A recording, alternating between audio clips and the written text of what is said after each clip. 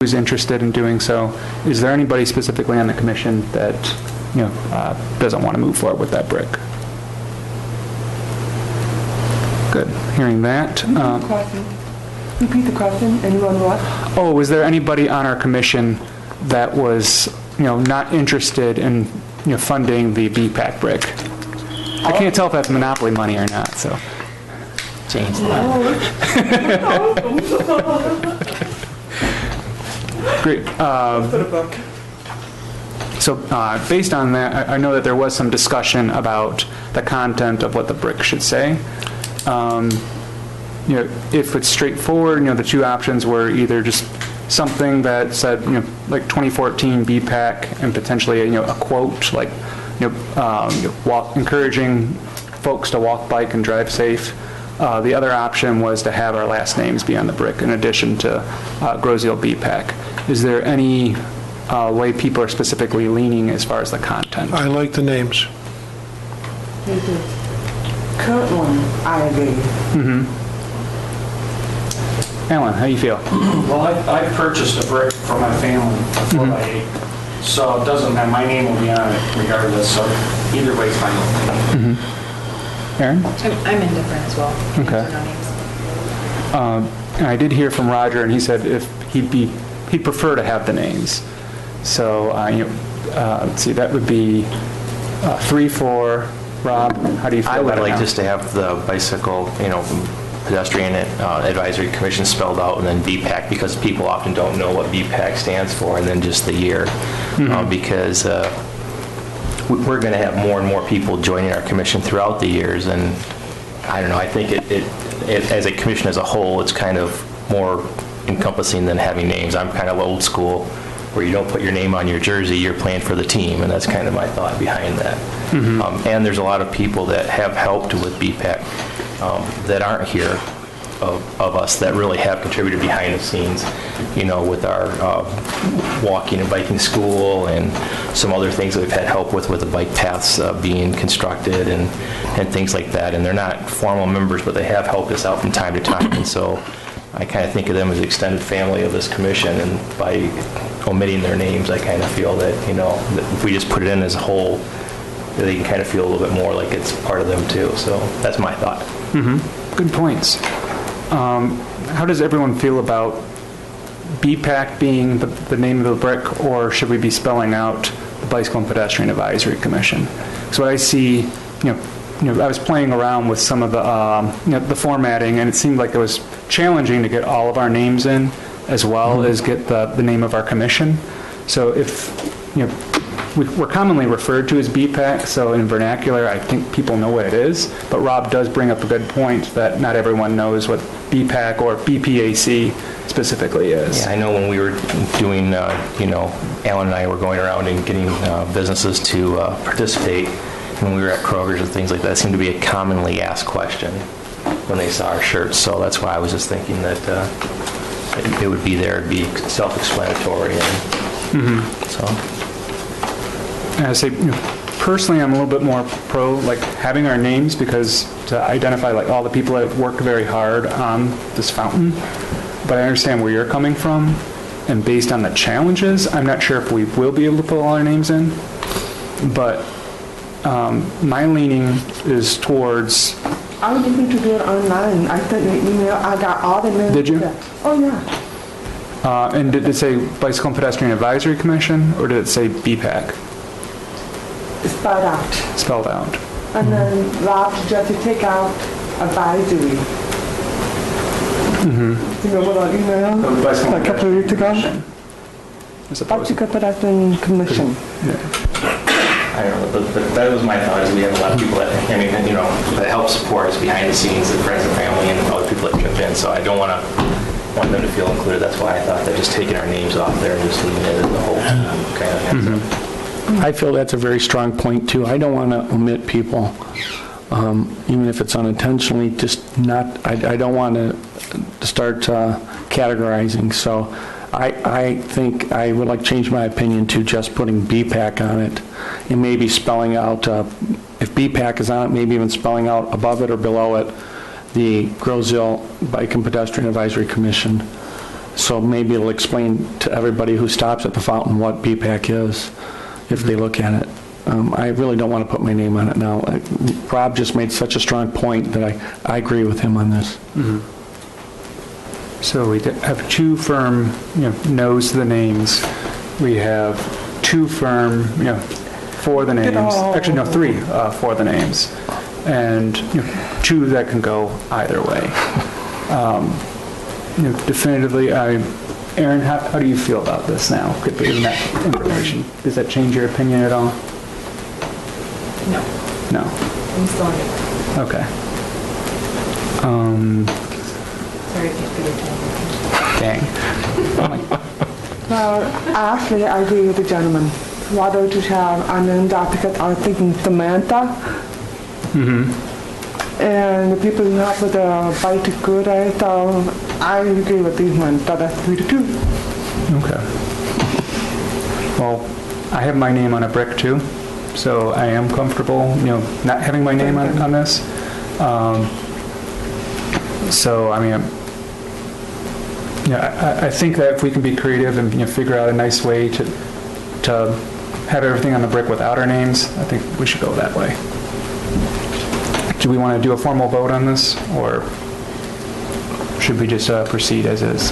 I'd say just proceed as is. It shouldn't have to take a Great. UN resolution. Let's just do it. A BPAC looks good.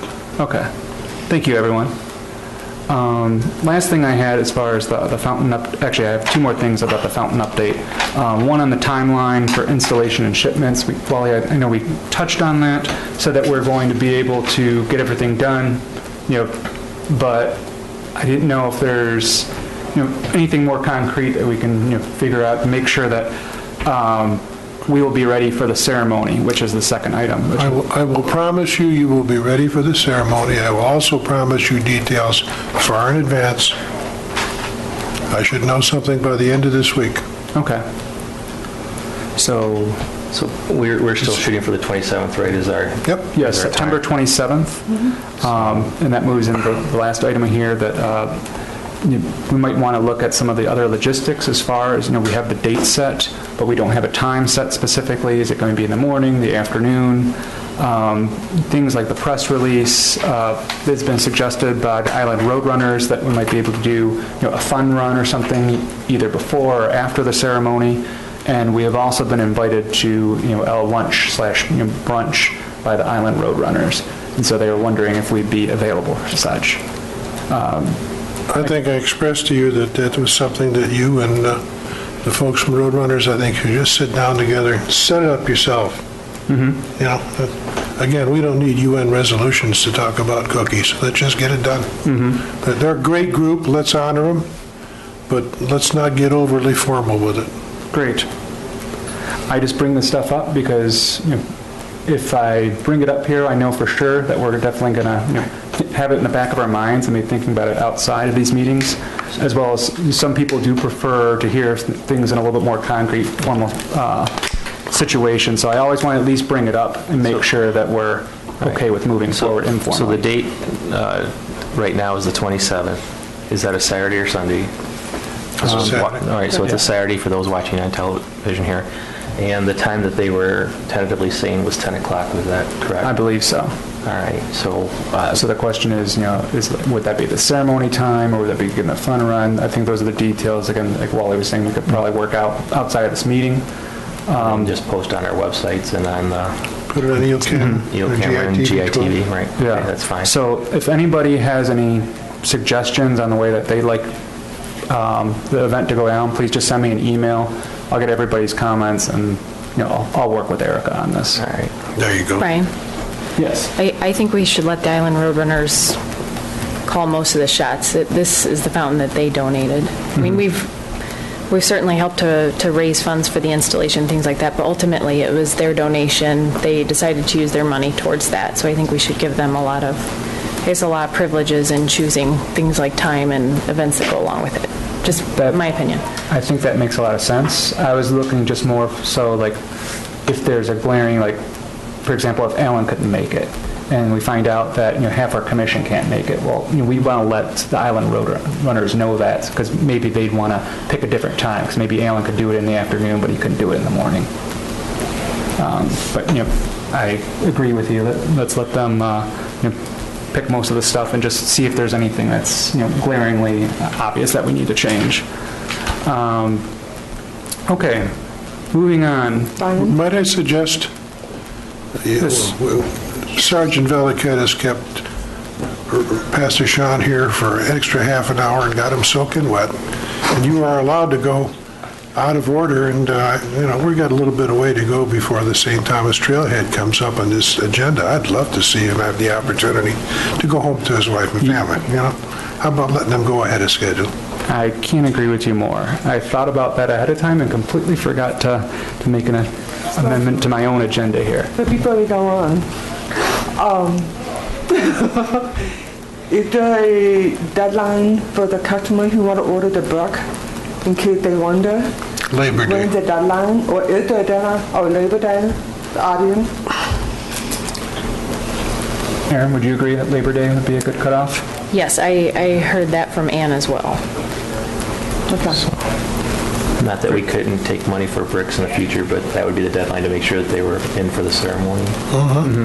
Okay. Exactly right. I just want to clarify that. Great. Brick sales will continue, just not for the ceremony. Okay. Now I'd like to bring up the pastor to talk about the St. Thomas Trailhead update. Good evening. My name is Sean Eubank. I'm the pastor at St. Thomas Lutheran Church. With me this evening is Maddie Davis, one of our high school students. She's a sophomore at Grosse-Ile High. And one bit of background. On Sunday, September 7th, we're doing something different in our congregation. We are not going to have Sunday morning worship services, but instead we're asking everybody who's a part of our congregation, a friend of our congregation, or everybody in the community who wants to join us, to be out that Sunday morning doing community service in our community. And as part of that, one of the projects that we want to take on is helping to construct that bike path connector trailhead that we discussed a couple of meetings ago. And looking at the cost that was proposed, that seemed a little steep. And so what I have started and what high school students like Maddie are helping to do is to spearhead with these projects to get donations of labor, materials, and things like that so that projects like this can be done and done a whole lot less expensively. So what I wanted to do tonight was update you on what we at St. Thomas are thinking and make sure that that's congruent with your hopes, wishes, and future plans and such. What we're looking to do is we have a couple of folks who are friends of St. Thomas who are donating us the use of their tractors to actually cut the trench that would go from the existing bike path all the way down to our driveway. We understand that's got to be somewhere around 8-9 inches deep, and if anybody has a brilliant idea what to do with all that sod and turf and dirt that we rip out there, I am open to suggestions as to where that can go. So again, any of you even watching at home, need some sod, we may have some for you. Bring your wheelbarrow, your truck, whatever else. There we go. Once we get that out, we're hoping to put down approximately a 5-inch layer of crushed limestone. And we are looking to get donations of that, either in parts or whole, and approaching folks about getting that. Then on the day of the 7th, as part of that community work day, we're hoping to actually wheelbarrow and shovel and everything else and get that 5 inches of limestone laid that day is one of the projects that we take on.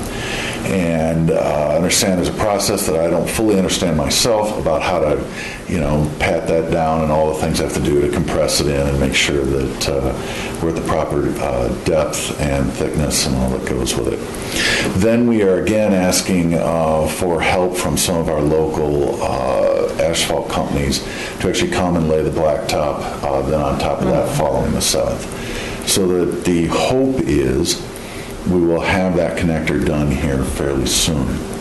St. Thomas would like to, in effect, I don't know what the proper language of this is, but basically donate this bike path extension connector to the commission here for its ongoing, upkeep, just consider it to be part of the system. In addition, we would like to invite the commission to advertise that our parking lot's available to serve as a trailhead where people can park their cars and then be able to safely get from the parking lot, on their rollerblades, their bikes, with their dogs, whatever they're doing, children, whatever else, and get to the bike path safely while not being on Church Road. So we can discuss what that signage looks like and, anything else as we get closer to time for that. But whether it's signage on the property or just things that you put out on your other materials website and so forth, the invitation's there to use that. That's basically what I have tonight. Great. Wow. Couple comments. Yes, sir. You don't have to make it 8 feet wide. That saves a lot of money. It will. Realizing what we're asking for in donations and so forth, it may have to go as narrow as 5 feet. I don't want to go any more narrow than 5 feet. I want a couple people to be able to, share that space, somebody with children or a person or a dog, whatever else, but we may go 5 foot wide. That right now is what we're probably looking at. Mm-hmm. And as far as the connection between the township and the church and the donation and the dedication of it to this, I think we probably should talk to someone in the township about that. Mm-hmm. Right? Great. I don't want to get you implicated or obligated without being protected and vice versa. Absolutely. I don't know how that can be done at this point. Yeah, I'm not sure either. But we're going to figure this out. Yeah, we're all people of goodwill that have the best in mind. So What is it, the road to hell? Work it out. Sometimes the road to hell. Yeah, exactly. I first want to say thank you for all of your interest and everything you're doing to try and promote people to be using the paths as well as offering up your space as a trailhead. I think we're all flattered to have that as a joint partnership here and to have that opportunity. I also want to thank you for thinking about donating that to Groseal Township. But as Wally was saying, that there are some issues that we might need to look at. Mm-hmm. And one thing that I would be a little concerned, I think that depending on how the design is going thus far, if maybe we could, if you're trying to solicit donations of time or labor, that maybe we might be able to make sure that we have a qualified engineer do the sub-base. That way we make sure that the base is correct and we don't have pavement that prematurely cracks and fails. Absolutely. That'd be great. But I look forward to this as a possibility, and see I think that perhaps in a study session or after we find out a little bit more from the rest of the township, we can talk about what are the positives and negatives about that. But I would say that I'm very excited about this possibility. Rob, how do you feel? No, I'm speechless almost. Sean, have you thought about maybe not using asphalt though? I have. One of the difficulties with anything, whether we've had suggestions of just doing a mulch path, we've had suggestions just the crushed limestone itself. One of the difficulties that runs into, though, is the potential of whether rollerblade or bike tire or something like that getting stuck, causing somebody to fall. I'm fairly certain that our insurance folks there for the church don't like that as well as they do the flat, smooth surface. So one of the difficulties we ran into there trying to find a cheaper solution to do this. I was just wondering because I know a lot of the other trails outside of Groseal that the other communities have are not asphalt trails. They're, and so it's a lot cheaper because the maintenance is a lot easier. Once you have it set, it's set. Yeah. Mm-hmm. Yeah. So I was just wondering if that might be because of the less expense and the ease of maintenance, that might be an option that had been overlooked. So we looked at, I won't say it's been looked at thoroughly, but it was looked at and thought, it makes certain folks a little uneasy. Mm-hmm. To add on to Rob's comment, I too was surprised when I heard about the asphalt, which is great because it does open it up to more different pathway users. But if you do decide to go down the route about the limestone, this word of caution, I don't remember the exact name of the aggregate material that was used, but the Macomb Orchard Trail up in northern Macomb, they put down a limestone surface, and unfortunately they used the wrong limestone aggregate, and so bicycles and anything that went through it, they just would get stuck, and so the only people that could actually use it would be pedestrians at that point. So I can't give you the name of the material that you should be using at the top of my head, but I'd say that I can either look into that, or when you work with an engineer, make sure that it's the proper actual limestone. Absolutely. Thanks, Brian. We know what questions to ask now. Good. So, go to the other end. Alan. Pastor, I just want to thank you again for your time and effort. This project is such an asset to the community to have that trailhead there. We haven't talked about it, but the safety factors, what I look at when I see this, it's going to keep a lot of people out of the roadway. Last thing we ever want from our bike trail is a tragedy, and I think this is a great step to try to prevent one. And we can't thank you enough. You've started the momentum. We're moving forward, and I don't think anything's going to stop us. We just got to keep plowing away at it, and it'll get done. Thank you so much. Absolutely. Aaron, any comments? I just want to say thanks to you and thanks to Maddie and I guess the other students. You said there are a few others who are working. I'm not that surprised though, because I know Erin Shelton, and we had talked about this early on. She was, he will find a way to make it happen. So I'm glad that you are. We're working at it. Well, and finally, my invitation to all of you is if on Sunday, September 7th, you're not otherwise occupied, come out with a shovel and a wheelbarrow and some gloves, and let's get to work. Great. Will you be doing any pre-work that Saturday? Yes, probably ahead of it, All too. right. I may be able to help you on Saturday. I don't know about Sunday, but You got it. Fair enough. All right. Thank you, Sean, so much. Will be more information be available on Facebook or somewhere else if other people are interested in learning more? Yes, our St. Thomas website, the Facebook site, we will put as much information about all of our projects that are going that day, make them available through those media, as well as the EEL camera. Great. There was a predecessor, and his name was Ted. Mm-hmm. And Ted spent a great deal of time promoting his congregation to Grosse Ile, and the Grosse Ile was very, very appreciative of that. And when Ted retired and passed away, there were folks that said, nobody will ever be able to walk in his path, and so you're going to have your own path, Sean. And you know what? Thank you for that. I am just so thrilled with the things that you do at that church and for our community and in relationship to Sacred Heart. Thank you again. Absolutely. I am privileged to be able to have called Ted my friend and mentor and partner in ministry, and I miss him terribly, but at the same time, I'm so thankful to have his example to follow and to look up to. It's a privilege. That's an amen. Yeah. Thank you, everybody, for your time. Thank you. I appreciate it. Jane, I think you're patiently waiting. Yes, Jane. Ted was my neighbor. Mm-hmm.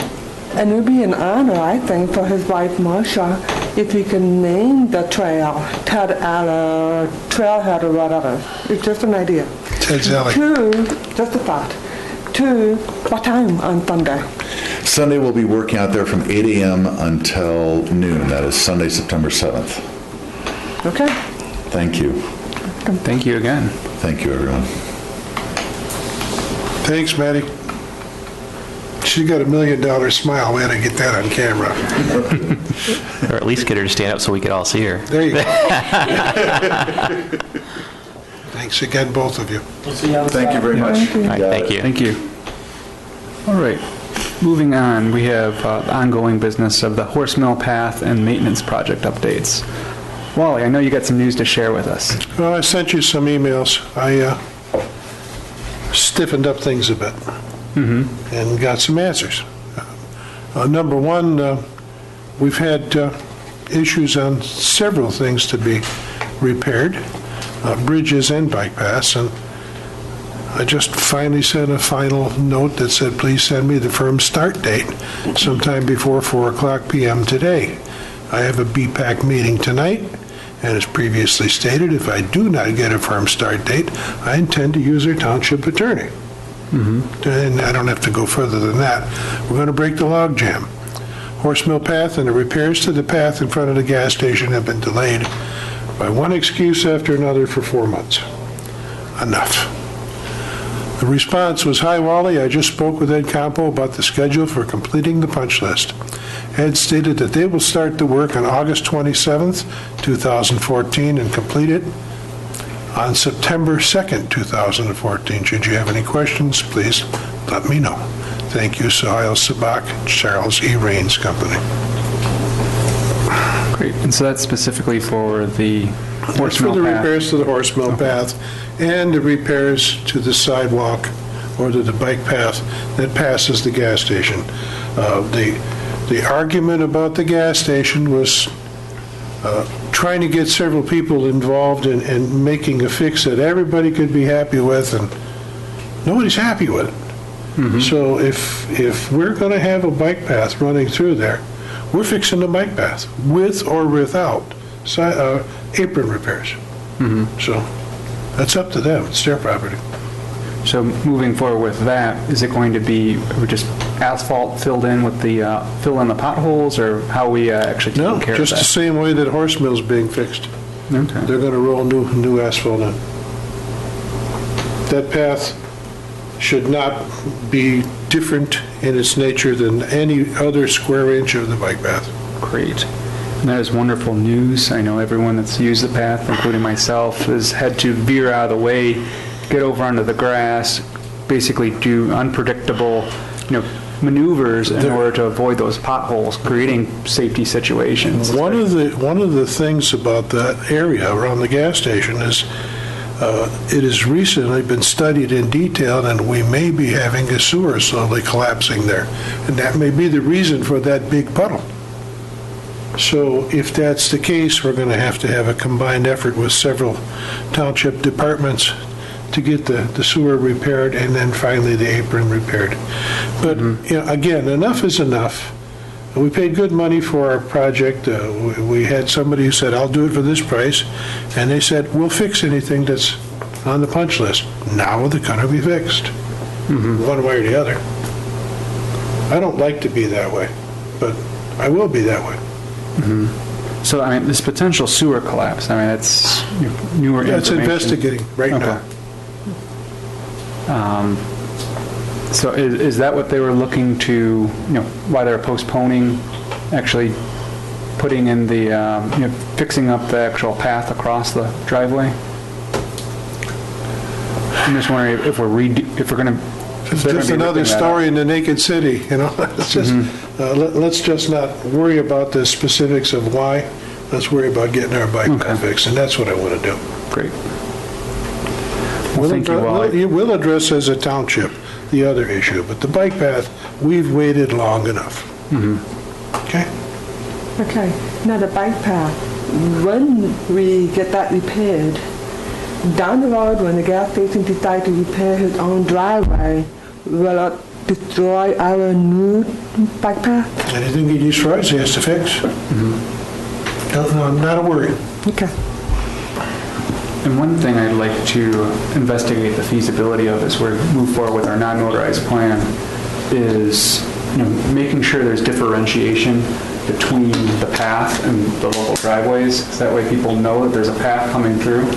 A lot of times, the material will be the same as the driveway itself, and so sometimes the idea that there's a path there does get lost, and it's kind of, in certain situations, it's a simple fix that can have enhanced safety. So as we move forward, I want people to be thinking about that and potentially including that within, building regulations or zoning code or wherever that actually should lie.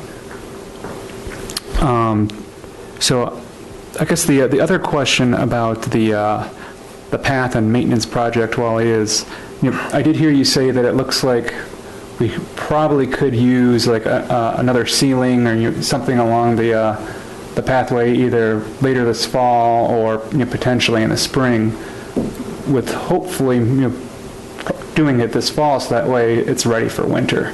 My friend at the other end of this counter and I took a walk, and as we were walking, we were found by a third bike path member who blocked the path of the oncoming cars with his pickup truck. And I'm not going to give you his name, but his initials are Rob. At any rate, Alan brought forth an issue down at the Grow Road Bridge. And when we walked the bridge, I was kind of surprised to see the condition. Now, we haven't really done anything other than clean and seal these paths on these 3 bridges since all 3 of them have been built. And I was there for the dedication during my first term as trustee, which is now coming up 10 years ago, for the big path, the big bridge. There's a lot of warped wood. A tree had fallen down and hit the southern side of the Grow Road Bridge and broke some timbers in it. The supporting rails on the sides are, as wood shrinks from years of exposure, the wooden structure tends to get a little bit loose, and so you have to go back in and tighten all these things up. I had the great fortune of having with me on my second tour the fellow that built 2 of the 3 bridges, Wes Pfeiffer. And he helped me out tremendously, showed me everything that was needed on these 3 bridges. And basically, we're dealing with it as a township as an immediate safety issue. And it'll start, I think, on the same date, the 27th. But we're going to, he's given a priority, and I do have it in my desktop here if anybody wants to know priorities and things like that. But when boards are broken, or when boards are warped, or when there are screws sticking out of the wood, that's an issue. And we also, to allude and come back to your talk about sealing, there are some, I have some issues with the way that the path had been cleaned the last time. Number one, if you use too high a pressure on wood, you take the grain right out of it. So a lot of what we have up there has had some of this grain blown right out of it. Which I wasn't happy to see, but after 10 years, I suppose some of that happens. So when Wes is going to start working on those, you can take a belt sander to them, which is going to give them a smooth surface again. Now, treated lumber can't be sealed right away, so any replacement wood that he puts in won't get sealed this fall. So I suspect that our next seal on the paths will be in the spring, but it'll be total for 3. And I think that the Bike Path Commission needs to resign itself to, number one, a more thorough cleaning than we've been giving it. If you look at them, they look very blotchy. I don't like the way they look. Number 2, they will get sealed every year, not once every couple or 3 years. Because I think that's what's causing some of our deterioration. Those are 3 beautiful bridges. The one in the worst shape is the newest one, the Grove Road. Monetarily, there's more spent on the Thoroughfare Bridge, but it's a much longer bridge. And so there are issues, and we can discuss those issues after the meeting. But at this point, we've got an estimate of about $7,000, and he'll be very close to that. And he takes a great pride in ownership. These are his bridges, so I look forward to seeing a much improved product. And to me, this just makes sense. I mean, $7,000, while it is $7,000, it's nothing, it's not like it's insignificant. Until the $60,000 bridge falls down. Exactly. I mean, it's just preventative maintenance that we should be doing. We have a maintenance fund. I'm not suggesting, Brian, let me correct myself. There is no safety issue from a stability standpoint. They are still solid, but there's individual pieces that need attention. And Alan, I want to thank you for being the squeaky wheel on this one, because you've been talking about this for months now.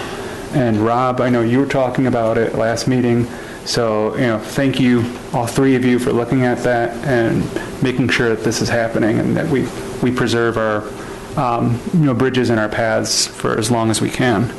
But I guess my last question is, we did seal the paths like the asphalt surfaces. Actually, we did the crack seal and we did some slab replacements. Is there a need to be proactive and provide any maintenance on the paths themselves, either later this year or in early spring? Or when should we be looking at? I would suggest that we all take a good casual ride and take a look at some of the paths yourselves, and let's bring it up at the next meeting as a discussion item. We can get bids in during the winter for this work and have it repaired in the spring. There's going to be more crack sealing needed. I don't like the way the Grill Road path looks at all right now.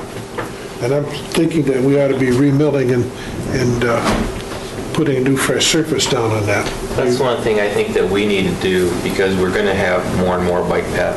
We've already got like 9 miles now. So it may be advantageous, it may not be, to do sections of it every year. Yes. And rotate through, so you do like 3 miles every year of it, or I'm just saying a third of it every year, so every third year you're getting a new path there or something along those lines. Very true. That way we can set our maintenance cost more of a fixed cost than such a variable. We can be long-term planning how to use our financial resources more responsible. Sure. We remill and resurface the ones that we need. Every couple of years, we seal coat everything. And crack sealing is saving those paths right now.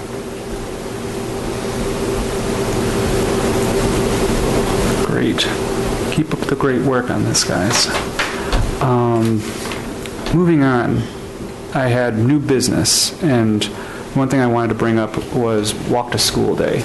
And Aaron, I know you've headed up the Bike to School Day, which was a great success. Wondering if are you still interested in heading up the Walk to School Day? And if so, what resources do you need from us? Sure. I actually met with a teacher and one of the women who was highly involved with the Bike to School Day, just to talk about how we thought it went and get the school's perspective. So we learned some things there. I did check the website, and the National Day is October 8th. That's a Wednesday. I was going to bring that date to the commission first, because I know last time there were quite a few people who had conflicts, and just make sure that people might be available on that date, and then I'll bring it to the schools, because again, if they have some sort of testing or something, and to get a date nailed down, and then I'll probably meet with the people who helped out a lot with the Bike to School Day, and maybe we'll plan some events, and then I would come to you and ask for help. Like, I guess one example would be if we have a park and walk area, we might need someone to lead the walking school bus, or just something like that. But so October 8th is a Wednesday. How does the commission feel about that? And I realize a lot of people have to work during the day, and that, or at night and they're sleeping, but, so I'll just put that, and then I'll talk to the schools before we start planning anything concrete. Great.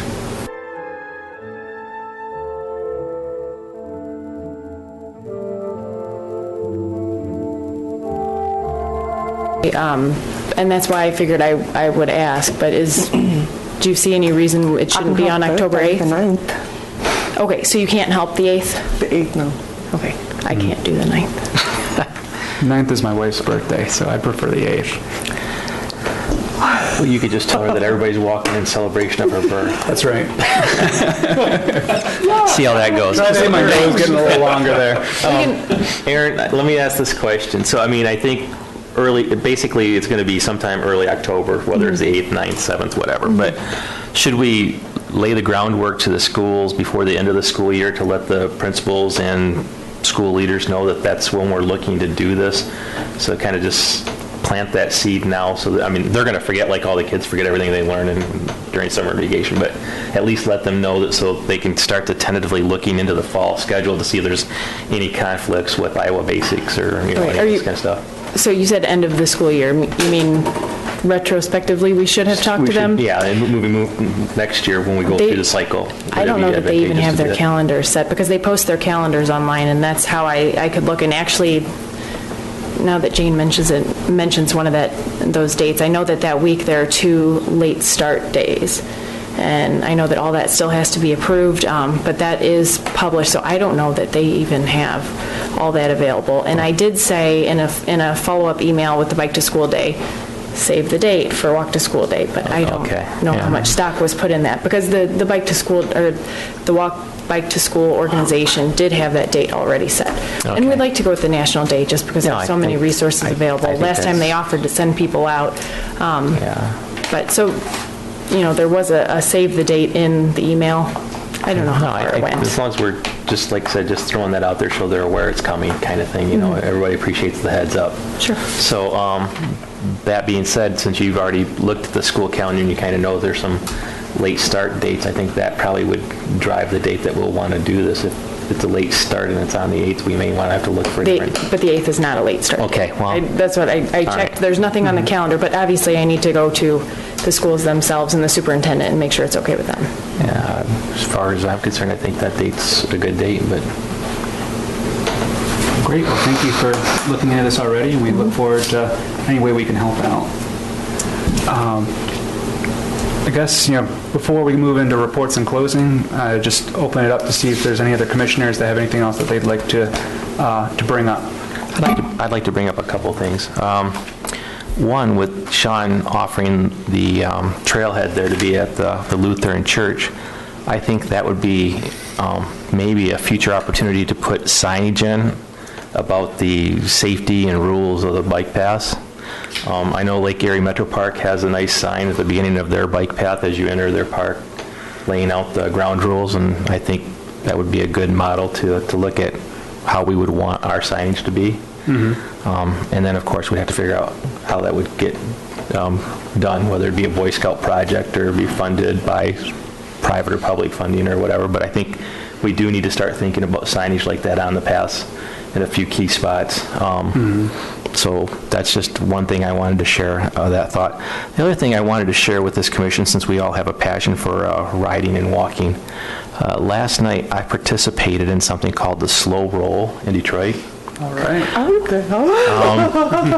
I don't know, and for those of you at home, you might want to Google this, and there's actually an Apple commercial on it now, on it. It's basically an underground culture movement towards biking in the city of Detroit, and it's been around for a couple years, and I went last night because a friend of mine had told me about it, and I wanted to check it out, and they met downtown at the old Shillelagh, and they took off at 7 o'clock.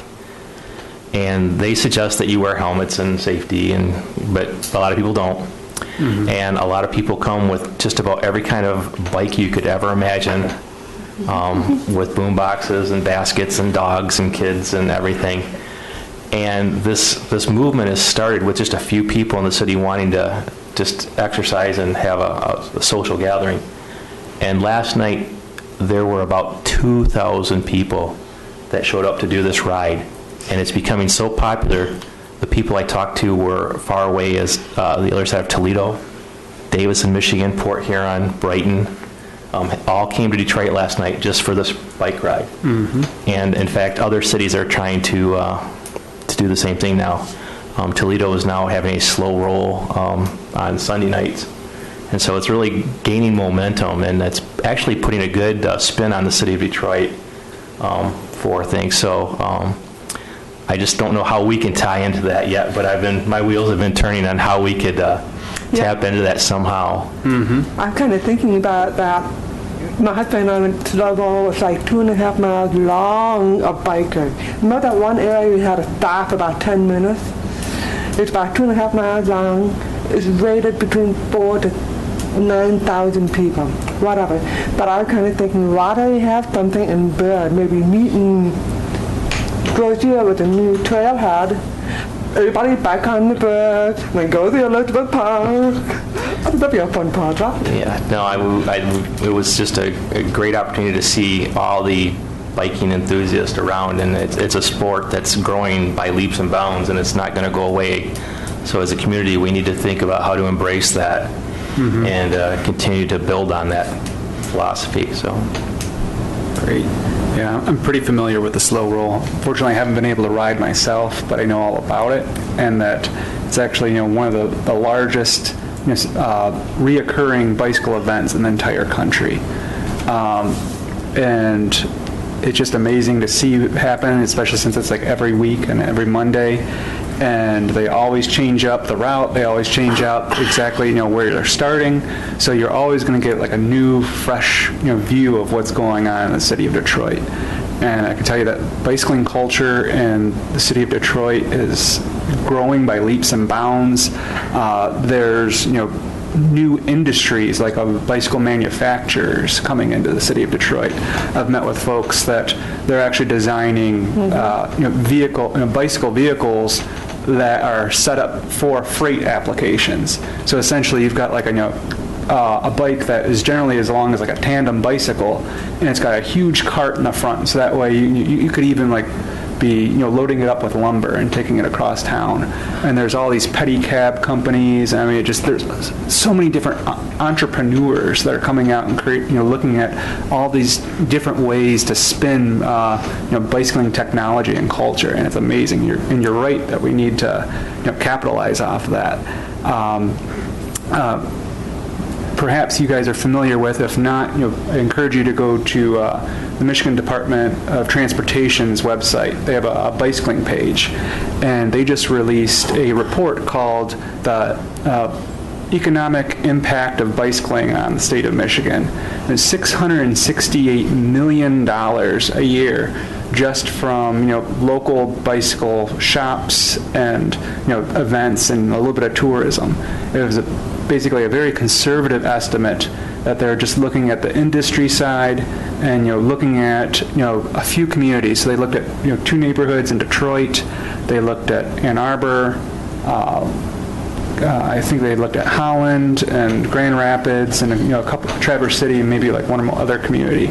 And just in those little areas, they were able to look at the people that lived there and how much they were spending on bicycle-related tourism, and added all that up. And there's all these great infographics and showing all these different benefits. Now they're going to go through and be looking at the economic impacts of these actual events, like the Slow Roll, or actually the Tour Detroit, which is just like what you're describing with a slow roll that you see, all sorts of different people of all ages, different types of bikes, low riders to double-decker bicycles, young little children that pass me up, and it's a 20-mile event. And that's actually coming up on September 20th, I believe, of this year. But there's just amazing resources out there. And, I can't agree with you more that we need to be capitalizing off them. I'm sorry, Jane, what did you say? I'm talking about it'd be about 7,000 bikers to put that thing. For Tour Detroit? Yeah, Tour Detroit. Yeah, it is a very fun event. Yeah, it'll be. I've done it for, with the exception of last year, I did it for the last 10 years, and I've seen it grow from 2,000 bikes all the way up to where it is now. And it's just amazing. Most of the roads around Wayne State University are now painted with bike paths. Mm-hmm. A great deal of effort in the city, and an effort at I keep saying Grozeal because everything has effort in Grozeal, but Detroit's really starting to come into the bicycle world. They're kind of complete streeting it. Yeah. Mm-hmm. This is a neat thing. I don't want to take up too much time, but the city of Detroit, anytime that they're doing a road project, they're looking to see if they can put in bike lanes, and if any safety project, any repaving, and if it makes sense, they're putting in the bike lanes. And that's what, at least in my mind, I'm trying to do with this commission is not have it, everything have a bike lane, but see, does it make sense? And you're capitalizing off of all these other projects that might be happening, so we're spending less money in order, to create a more walkable and bikeable Grozeal. Alan, I think you had something to say. Looked like you're... that ties into our PAC program also. We did pass the Complete Streets policy this year. So we are starting to look at these alternatives, and I think we have momentum in this direction, and I don't think there's anything that's going to stop it. Going back to Detroit, their lack of mass transit in that city is what has really driven this use of bike in their city, and good things sprouted out of a bad thing, so it's kind of neat to see. Very cool. And thank you for all your work on the PAC program, Alan. We greatly appreciate it. I will give you an update on that if you don't, I don't see the agenda, so. By all means, do that. Do you want the report now? I should say, I completed the PAC program for this year. We submitted it. We had additions to it. Some of the things we added this year to our PAC program, which is participating in active communities. It's through the Michigan Fitness Foundation. It's a self-assessment of our community to see how plausible we are towards pedestrian and bike usage in our community, and just being active in our community. But in general, they direct it towards pedestrian and bike usage. So when I say bike and pedestrian usage, don't rule out any other activity. One of the unique things we have in Groseille is we have water. So we include kayaking in our active community profile. So we added a lot of things this year. We added the outdoor roller rink / winter ice rink. We added some other things such as the kayak launch, the active social club that supports it every Tuesday night. The Complete Streets policy was adapted by the township. That was included. And we submitted, and we hope that we'll move from a bronze status up to a silver status. With this in mind, I would really encourage all the members here to start really thinking about applying for some grants, start looking at grants, anything we can start promoting or getting involved with, and try to write a grant for even this most simple thing or a complex thing. It doesn't really matter, but we should start to do this. We're in a good position to do it. We've got a great profile for our community, and I think we could pull a grant for a project if we work at it. So start thinking about that. Start thinking about projects you might want to fund, and maybe we can find the funding for it and move forward on yet another project. Great. Thanks again. Jane or Aaron, do you have anything else that you'd like to add? No. All right. Wally, do you have anything as far as a township report? Just a couple of side notes. The Walk the Path event, which we had brick sales at. And thank you, folks, for everything that you've done at the Kroger store and at the Walk the Path. That was a nice first-year success. A lot of good comments came out of it. Tom Malvaso cooks a mean hot dog, and Wally Posias turned into being a rock singer that day. So, and there's a whole lot of improvement to come in future years. You know? But the event was nice, and we had people from out of town riding the path. Heard about Groseille, heard about its bike path system, and came out for the day to try it, and were very complimentary towards it. So thanks, Tom, and thank everybody that had something to do with the Walk the Path event. I will also tell you that Greenways Open Space has been working on a revision to a soft path. Those of you who are with children or grandchildren that play in the playscape know that there's a path out there and it basically goes in a circle. My opinion of that is if you want to walk in a circle, go to the high school and walk on the track. Just to let everyone know, the park you're talking about is behind the post office, correct? That's correct. Okay. Behind the post office. But the playscape path is just a circle. But this group, the Greenways Open Space, has found some real rejuvenation in taking a look at connecting that path to Groseille Parkway, which means it would go right through some very pretty, pristine woods. And we're looking for animal trails in that area to use them as a springboard to improve as a path. So I expect to see some soft path improvement on the island as well as our hard paths. All right? That's about all I'd like to say, unless anyone has a question. I'll just say thank you for the Walk the Path event. You and Mr. Malvesto did a great job with that. My kids had a lot of fun at the event. We had perfect weather. Like you said, there was great food. I don't think that we could have done any better. And I greatly appreciate your guys' initiative on that. That's all I have to say about that, but thank you again. I didn't sign any autographs that day, but I'm still available. I had fun. I had fun. Great.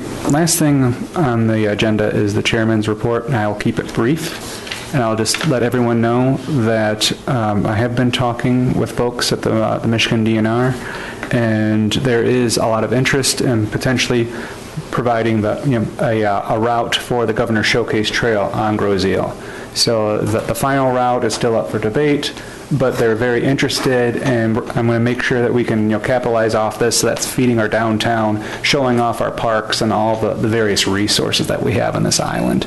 And if we do get this designation, I think that's one more feather in our cap, and another thing that we can put on any application that when we're looking for grant sources. I mean, what better way to say that we're enhancing the Governor's Showcase Trail? So that with the PAC, I mean, we're doing great things. Good job, everyone. I'm proud of you. With that, that's all I have. Can I get a motion for adjournment? I'll motion for adjournment. Do I have a second? Wally. Great. All in favor? All right. Aye. Thank you, everyone. Walk, bike, and drive safe.